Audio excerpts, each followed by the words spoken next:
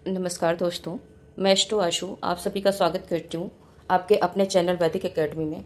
जैसा कि हमने हमारी पिछली क्लास में समझा था कि जन्मांक क्या होता है और इन नंबर्स को कैसे समझना है, तो अपनी ये न्यूमरोलॉजी की सीरीज में मैं अपनी सेकेंड क्लास में आप लोगों के लिए जन्मांक को समझाने का एक सिंपल तरीका शेयर करने जा रही हूँ।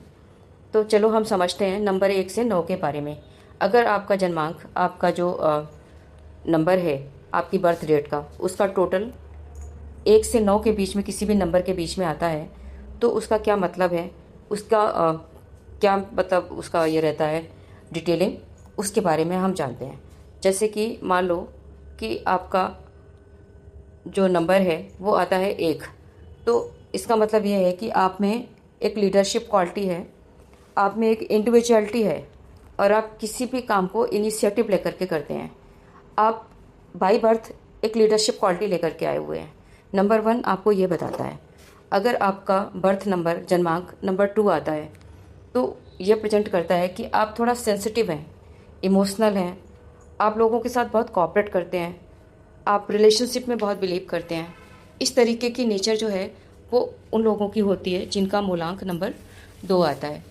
आपका जिनका जन्मांक जो रहता है वो नंबर 2 आता है। अब हम नंबर 3 की बात करते हैं। नंबर 3 हमारा जो होता है, अगर आपका जन्मांक, आपकी बर्थ का टोटल नंबर 3 आ रहा है, तो वह नॉलेज, लर्निंग, क्रिएटिविटी और एक्सप्रेशन से जुड़ा हुआ माना जाता है।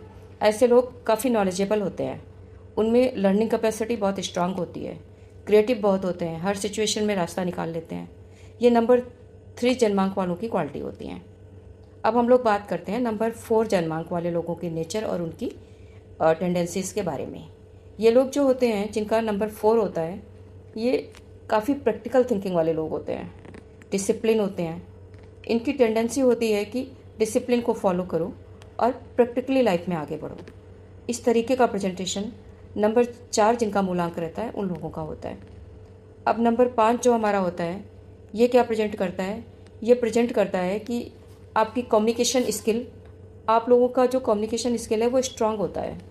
आप अडॉप्टेबिलिटी आपकी स्ट्रांग होती है, आपको क्यूरियोसिटी रहती है कि आपको कुछ और सीखना है, कुछ और जानना है, और आप लाइफ लॉन्ग कुछ ना कुछ सीखते रहते हैं। एंड कम्युनिकेशन लेवल आप लोगों का इज टू गुड, काफ़ी अच्छा होता है। ये क्वालिटी होती है नंबर 5 वाले लोगों की। उसके बाद हम बात करते हैं कि जिनका जन्मांक नंबर 6 आता है। जैसे कि मान लो आपकी बर्थ का जो टोटल है वो 6 आ रहा है, टोटल 6 आ रहा है, या आपका बर्थ ही 6 तारीख को हुआ है, तो ये लोग जो होते हैं ये बहुत ज़्यादा फैमिली ओरिएंटेड होते हैं। ये लव में बिलीव करते हैं, ब्यूटी, रिस्पॉन्सिबिलिटी, रिश्तों में हार्मनी बना के रखना, और फैमिली के लिए ये बहुत ही ज़्यादा करते हैं। जिन लोगों का 6 होता है जन्मांक, ये इनको कह सकते हैं कि फैमिली के लिए डिवोटेड पर्सन है। अब हम बात करते हैं नंबर 7 की। नंबर 7 जिन लोगों का जन्मांक रहता है, या वो टोटल में 7 बन रहा हो, या वो आपका नंबर 7 ही हो, ऐसे लोग रिसर्च, एनालिसिस, गहराई से किसी बात को सोचना, इस सब में ज़्यादा जाते हैं और ये स्पिरिचुअल होते हैं। नंबर 7 वालों की ये क्वालिटी है।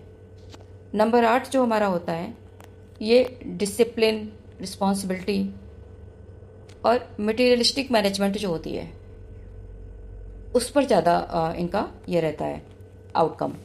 ये किसी भी काम को ना बहुत परसिस्टेंसी से करते हैं। अगर ये किसी भी काम को करने की सोचेंगे तो ये कर लेंगे उसको। ये काफ़ी मेहनती होते हैं, ये लोग रिस्पॉन्सिबल भी होते हैं और इनकी मैनेजमेंट बहुत अच्छी होती है। नंबर 9 हमारा जो होता है वो होता है हमारा करेज, एक्शन, एनर्जी, मतलब किसी भी चीज़ को करने की क्षमता, उसको करने की क्षमता होना और उसको कर पाना पूरी एनर्जी के साथ। ये हमारा जन्मांक 9 वालों का क्वालिटी होता है। ये लोग ह्यूमैनिटेरियन क्वालिटी के होते हैं, दयालु होते हैं, इनकी एसोसिएशन अच्छी होती है। इस तरीके से हमने अपना ये 1 से 9 के बारे में समझा।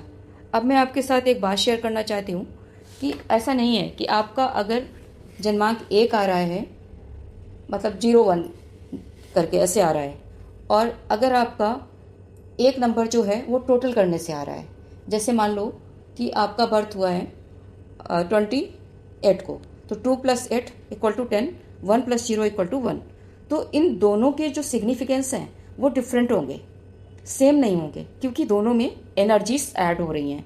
तो ये जब हम एनर्जी को पढ़ेंगे तब आपके साथ डिटेल में इन पॉइंट्स को समझेंगे। तो आप प्लीज़ हमारे साथ जुड़े रहिए ताकि आपको पूरी नॉलेज मिल सके, क्योंकि आधी अधूरी नॉलेज किसी के लिए भी अच्छी नहीं है। इसके साथ मैं अभी अपनी इस दूसरी क्लास को, जो न्यूमरोलॉजी की दूसरी क्लास में आपके साथ लाई थी, उसको समाप्त कर रही हूँ। आपके सुझाव हमेशा आमंत्रित हैं मेरे किसी भी सुधार के लिए। इसके साथ मैं अभी इस क्लास को समाप्त करती हूँ। अगली वीडियो में फिर मिलूँगी, तब मैं आपके साथ इससे जुड़ी हुई डिटेल थ्योरी को डिस्कस करूँगी। उसमें मैं आपसे मूलांक को डिस्कस करूँगी। जैसे अभी मैंने आपसे जन्मांक डिस्कस किया है, उसमें मैं मूलांक डिस्कस करूँगी। तब तक के लिए थैंक यू, धन्यवाद, शुक्रिया। जय श्री श्याम, जय श्री श्याम।